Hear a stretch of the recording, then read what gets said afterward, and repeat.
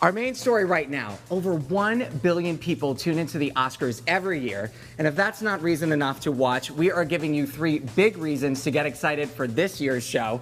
Joining me is Pop Sugar editor Lindsay Miller, here to break it all down for us. Hi, Lindsay. Hey, Matt. Happy Oscars weekend to you. You too. Let's start off with the obvious reason, Seth. Okay. Seth MacFarlane. He is hosting this year, and we're really not sure what to expect.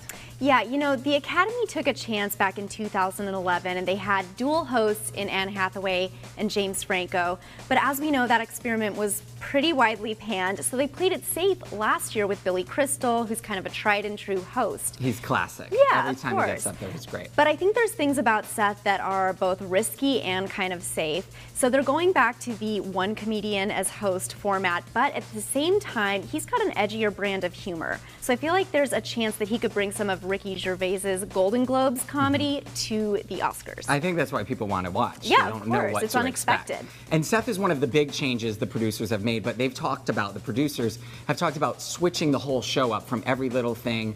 Even the Oscar trophy presenters, typically it's a model. This year they have film students who won a contest, which I think is a great idea. I love that. And one of the lead producers of the show actually said that this year is about bringing entertainment back to the Oscars. So a big way that they're doing that is doing a lot of musical numbers, a lot of musical segments within the show. So we have Adele, Norah Jones, Barbara Streisand performing. She's coming back. She hasn't been on in years. Yeah, exactly. And we have a big tribute to musicals within the show. And then I think everything's going to close out with this big finale musical number with Seth that they're keeping a little bit under wraps right now. Which is fun because typically it just ends with Best Picture and then someone runs out and says bye. Exactly, yeah.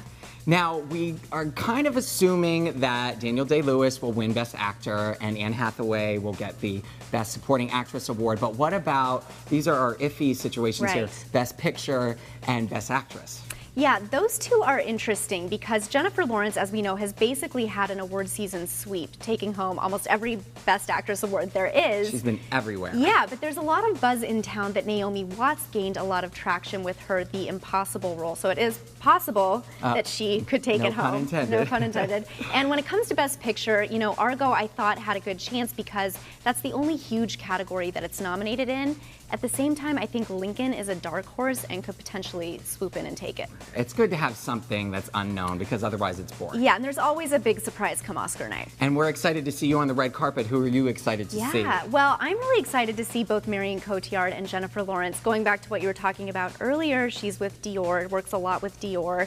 And I actually predicted that one of them would wear this amazing kind of neon chartreuse gown from the most recent Christian Dior show to the Oscars.